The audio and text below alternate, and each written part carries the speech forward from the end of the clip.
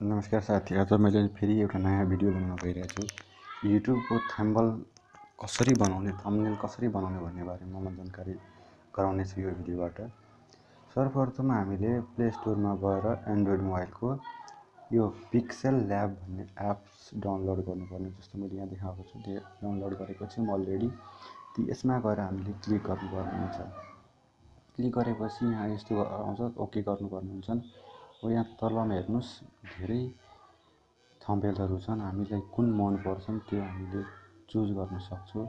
यसरी मलाई सेतोमा बनाउनु छ भने यहाँ क्लिक गर्ने, यो टेक्स्टलाई डिलिट गर्नु छ भने यहाँ टेक्स्टमा क्लिक गरेर यहाँ माथि हेर्नुहोस्, डिलिट छ, त्यसलाई ओके गर्नु, यो डिलिट भइहाल्छ।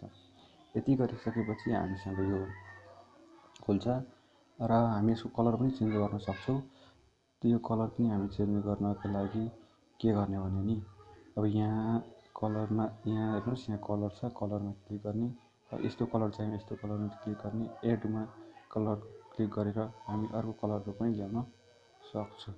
यस्तो कलर पनि हामीले एड गर्न सक्छौँ। यहाँ क्लिक गर्ने, यस्तो कलर आयो।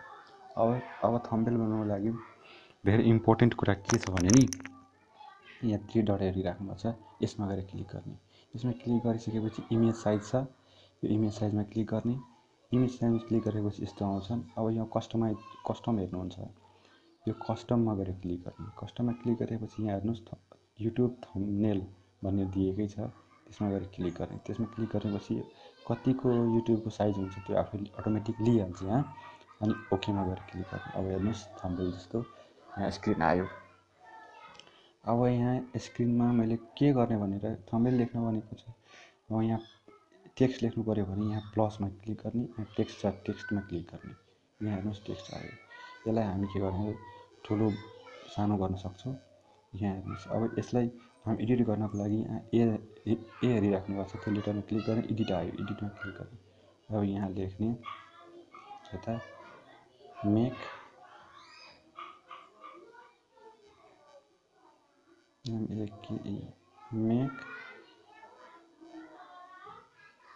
HD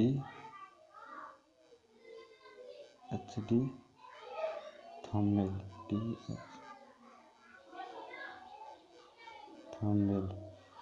अनि ओके गरेपछि यो यहाँ आउँछ।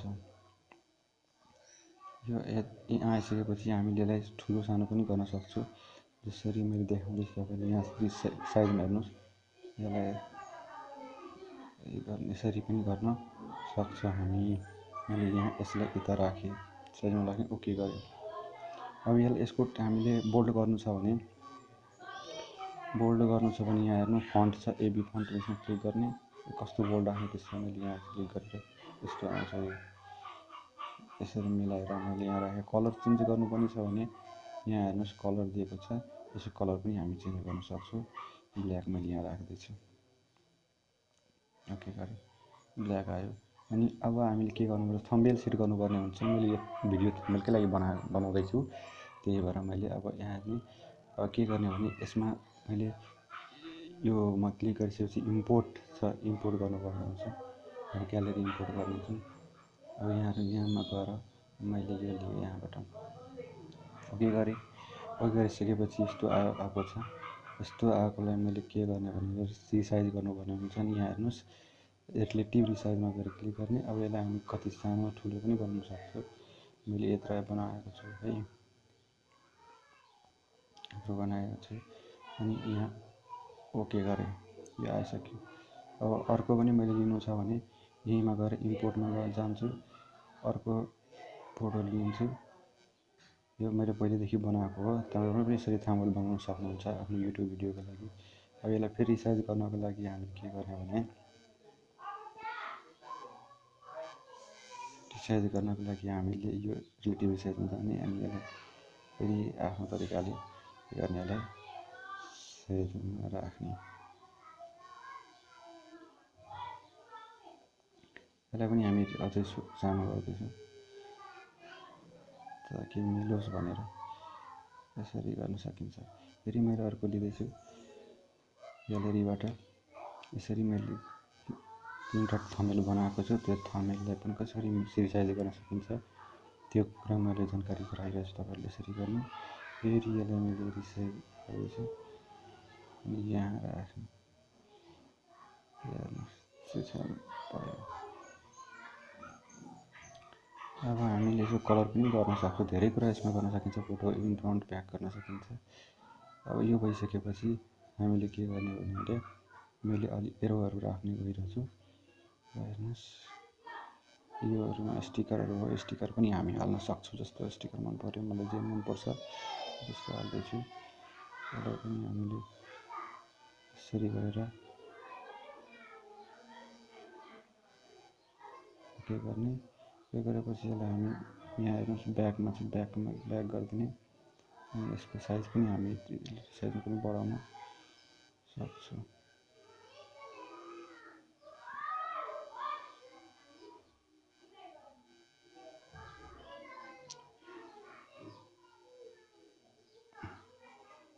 यसरी बनाएँ। फेरि मैले स्टिकर नै लिन खोज्दैछु। मैले थम्बनेलको लागि यसरी बनाउँदैछु तपाईँहरूको लागि। यस्तो लिएँ मैले, हेर्नुहोस् के गरेँ। यसको साइज फेरि रिसाइज गर्नको लागि रिलेटिभ रिसाइजमा जानुपर्ने हुन्छ। यसमा अब यसलाई ठुलो गरेँ मैले। अब यसलाई मैले मोड्नु पऱ्यो भने यहाँ रोटेटमा गर्नु छ। रोटेट यसरी गर्न सकिन्छ, यसरी पनि गर्न सकिन्छ। के गरेँ, यसलाई म ब्याक गर्छु। अब ब्याक गरेँ। अब यसलाई मैले यसरी भिडियो बनाएँ। यहाँ फेरि म स्टिकर लिएर मैले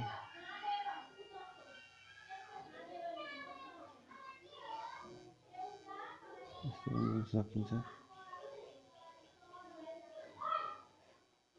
के गरेँ, यसलाई ब्याक गरेँ अनि फेरि साइज गरेर यसलाई ठुलो गरेर गरेँ। अनि त्यसलाई के गर्नुपर्ने भने रोटेट गर्नुपर्ने भयो। रोटेट गरेर सेट गर्दैछु। यसरी तपाईँहरू पनि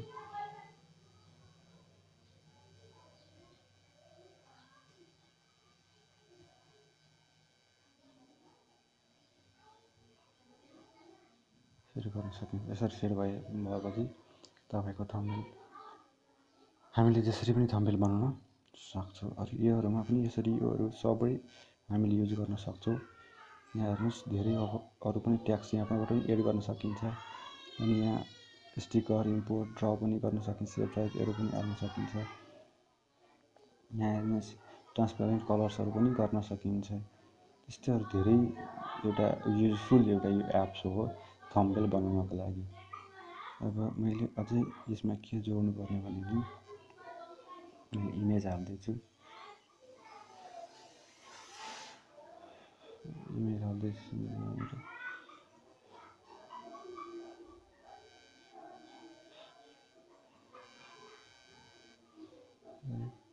अब यो इमेजलाई म यहाँ सेट गर्दैछु। अब रिलेट साइज गर्नुपर्ने हुन्छ मलाई।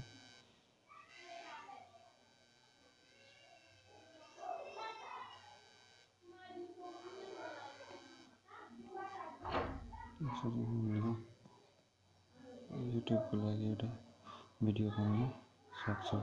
अझै टेक्स्ट थप्नु पऱ्यो भने यहाँबाट हामी टेक्स्ट सक्न सक्छौँ। जस्तै युट्युब यहाँ मैले अझै एडिट गरेर युट्युब लेख्दैछु।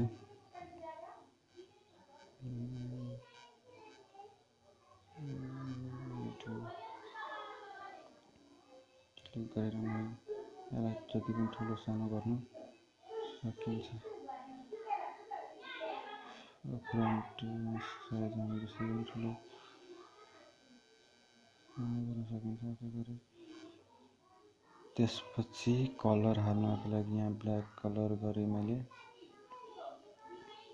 अनि रोटेट पनि गर्न सकिन्छ युट्युब गरेँ। अनि त्यसरी नै हामीले युट्युब भिडियोको लागि के गर्न सक्छौँ भने यो थम्बनेल क्रिएट गर्न सक्छौँ। थम्बनेलको धेरै महत्त्व हुन्छ भिडियोमा।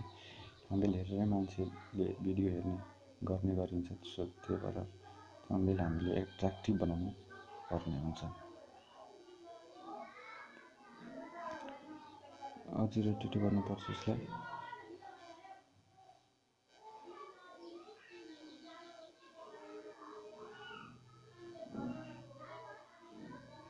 यसरी बनिसकेपछि हामीले एउटा थम्बनेल बनाउन सक्छौँ र यसलाई अब कसरी के गर्ने भनेर सेभ गर्ने भने यहाँ माथि हेर्नुहोस् सेभ एज इमेजको रूपमा यसलाई हामीले राख्नुपर्ने हुन्छ।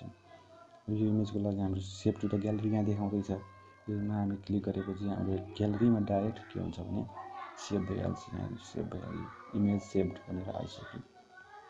यसरी नै हामीले के गर्न सक्छौँ त साथीहरू, युट्युबको थम्बनेल बनाएर एट्र्याक्टिभ लुक दिन सक्छौँ। अब यसरी नै हामीले अब कता गयो मेरो ग्यालेरीमा तपाईँले देखाउँदैछु, यहाँ हेर्नुहोस् युट्युब बनाएको ग्यालेरी यहाँ आयो मेरो बेसिकली थम्बनेल युट्युब भिडियो। यसरी नै हामी थम्बनेल बनाउन सक्छौँ।